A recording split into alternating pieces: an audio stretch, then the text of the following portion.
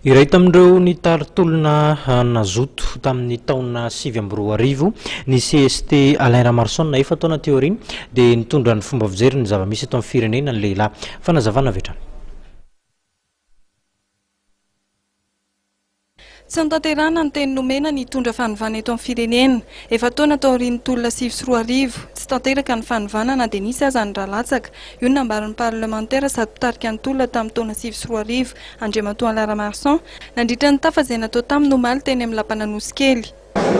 Efa taona tiarina teo ary mbola zao ny situation eto Madagasikara.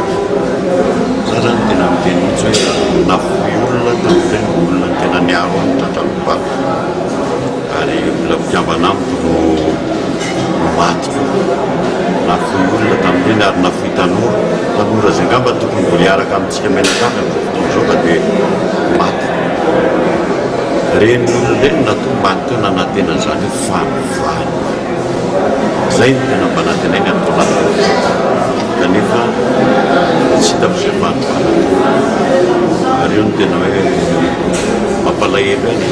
Laza ihany koa Andriamatoa Alain Ramarson fa manohana ny famelana eto amin'ny firenena ny tenany ary manana ny ambarany koa ny tenany momba ny colonel Charles Andrianansoavina.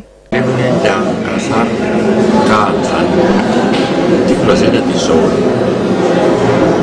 ireo olona rehetra ohatran'ny Sara général tsy namon'olona le zareo ary eo zany mipetraka tsy namon'olona dia misy fihetsehana raha moa dia raha niteny foana hoe raha nisy natao ary tokony natao résidence surprise fa tsy hoe tonga tena etsena masana anie zany etsem-bazany ka miafatsy ny teniko izao hoe mila mivoaka marina eto amin'ny tany zao raha toa tsy niaina amin'ny fototra vaovao dia aleo amin'izay ny marina izay mahatonga ny commission de fanadihadiana mahatonga ny rehetrarehetra namarina satria raha isika manafina ny marina foana hoa dia mbola cinéma ataontsika. Androany dia nahatsiaro ireo niarambona tamin'ny 7 febroary ny CST Alain Ramarson notrony ny vandany sady ministra mponina Olga Ramarson niaraka tamin'ireo parlementaire eo anivon'ny Vaomera misana fanadihadiana eo anivon'ny CST.